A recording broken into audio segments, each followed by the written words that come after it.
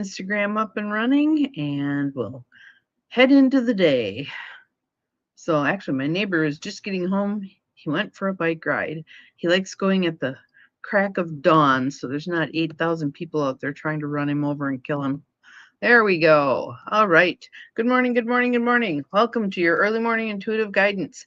I'm Dr. Bonnie Nussbaum here with some Sunday wisdom to start us off well. And I like this little reading. Yes, it's a reading. We have Tosha today, Outrageous Openness. And again, I often think there is nothing in this book that has not been read a bazillion times and shared with all of you a bazillion times. But it doesn't matter because whatever's popping up, there's reason it's popping up at that particular time on that particular day. So I go with the flow on that and offer you this reading to see how it strikes your fancy. So let us start. Good morning, Joe Neal. Welcome. Are you still in Tampa or are you back home? Hope your talk went well. And good morning, Shelley. Welcome. We got cherries and peaches and smiley faces. Love it. Love it, love it, love it. Glad you are here. Welcome.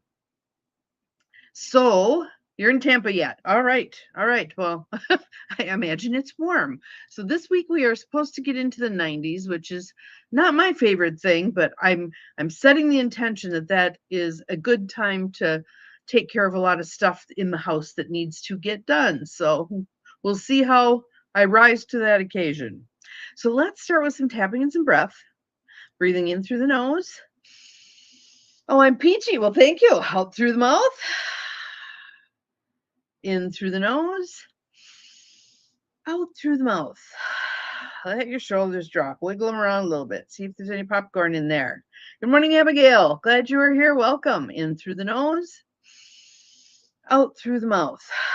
You know, I'm feeling a sense we might need a little extra boost in terms of shifting. So side of the hand by the baby finger, kind of a reset button. If you're trying to change your mood state or you're trying to shift something, a thought process, whatever, and it's not budging, side of the hand, baby finger. There you go. All right, now back to here. Breathe again. Let it go. And one more time. Hold at the top. Breathe in. Hold. Let it go. All right. Yes. Tosha Silver, Outrageous Openness, letting the divine take the lead. Good morning, Barb. Glad you are here. Welcome, welcome.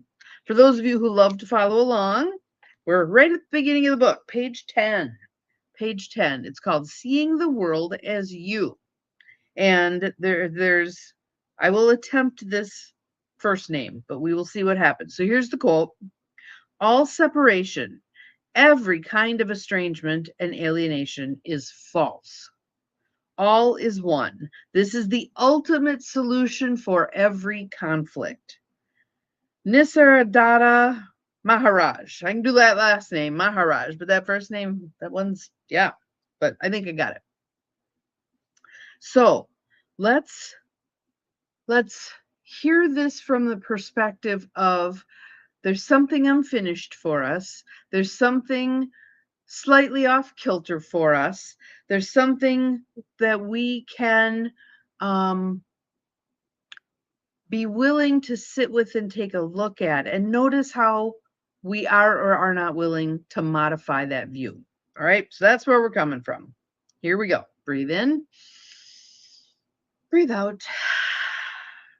Seeing the world as you is a way out of inflated self-importance, or what Buddhists would call self-cherishing. I've learned about this in the strangest way through my lifelong arachnophobia, or fear of spiders. Interestingly enough, I always laugh at this chapter. Good morning, Beth. Glad you're here. Because the first television interview I ever did a bazillion years ago was on arachnophobia, because it was when the movie had just come out. And I had just gotten that job at an outpatient mental health clinic owned by Ursula Bertrand. And she said, "You want to do this interview?" Basically because she didn't want to do it.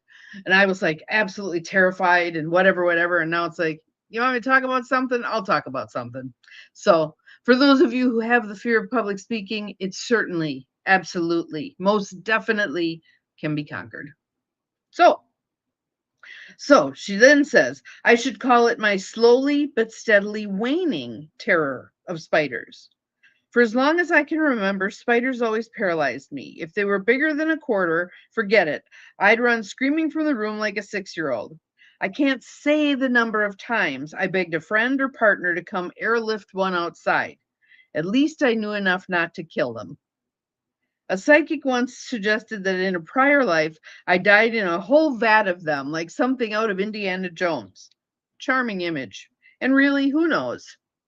Some years ago in India, I was at a special fire ceremony for Lakshmi, the revered goddess of beauty and wealth. We've had Lakshmi recently, haven't we? At one point, a spider the size of a kumquat scurried over my hand. I gasped and swatted it away. One of the Hindu priests nearly boxed my ears off. What are you doing? He yelled. Mala Lakshmi herself was giving you her darshan, her private blessing. Are you insane? Then he turned to another monk and muttered, I told you we should never let the idiot Americans come to this stuff. Well, this got me thinking. Here I am projecting all my fear on this poor creature, and here she is, the goddess herself, coming to bless. What if she is a disowned part of me? Good morning, Nancy. Glad you're here. Let's hear that line again. What if she is a disowned part of me? What if all of the people, things, circumstances out there, seemingly out there, that you judge, that you about, that you hate, that you revile, that you all the things, what if those are disowned parts of you? Good morning, Mel. Welcome, welcome, welcome. We all have it all within us, right? I did a really cool, Melanie Beckler did a free up-leveling thing yesterday. So I just did that as a kind of a way to quiet my nervous system a bit. And yesterday actually was a really lovely day. Spent a lot of time on the porch. Diane came over after she got through a baby shower. No, it was a bridal shower. And so we just sat there and drank water and iced tea and stuff and watched the world go by. It was very pleasant. Good morning, Betty. Glad to see you here. Welcome, welcome. So our title for today is Seeing the World as You. And again, I'm going to read that question again. Here I am projecting all of my fear on this poor creature, and here she is, the goddess herself, coming to bless. What if she is a disowned part of me? What if everything that you have a reaction to is a disowned part of you? What if we were to take the time to say, how is this relevant to me? What part could this be reflecting in me? He's good. He's good. He's down by my sister right now. And we're going to have 3 very hot days, and this house does not air condition well. So my guess is they'll probably stay there for those 3 days and then come up because it's just too bloody hot. Of course, he's always cold, but she would die. So what if she is a disowned part of me?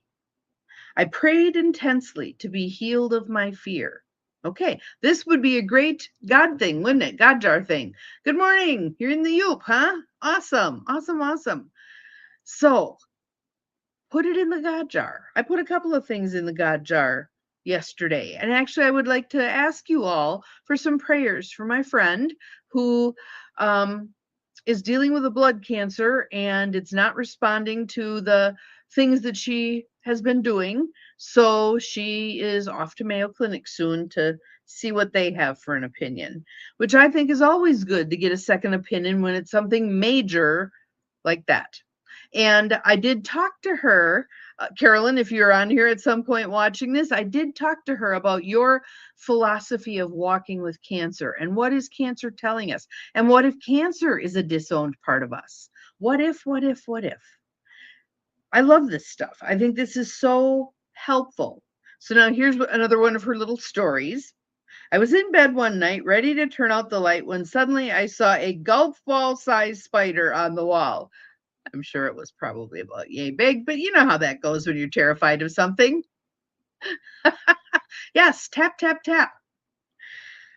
Terror, sweat, pounding pulse. Then I thought, hey, why not just talk to her? Look, I started haltingly, I'm delighted to have you visit and even come so auspiciously into my bedroom. I took a deep breath, trying to calm down.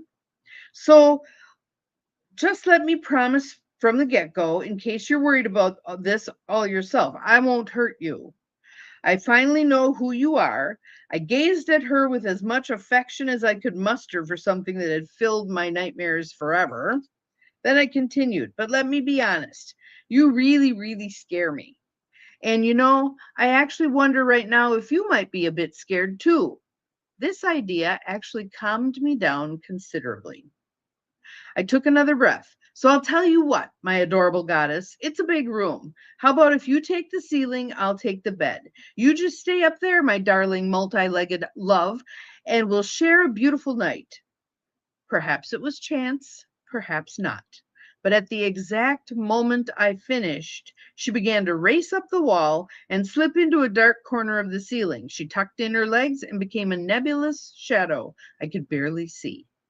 I bid her good night and peacefully fell asleep. In the morning, she was gone. Later that day, I received an email from my friend Erin. On a whim, she had sent me a column she had just written on arachnophobia. She said it came from a fear of one's own power. So any of you who are afraid of spiders, spider bite, what's the story on that? Any of you who are afraid of spiders, fear of your own power. So what would be the solution? Embracing your own power, realizing that your own power is all a part of the power of one, and that power with is a fabulous way to utilize power. Not that power over stuff, not that power over stuff. Gotcha. Power with, power with, power like money in and of itself is not bad. It's merely an energy.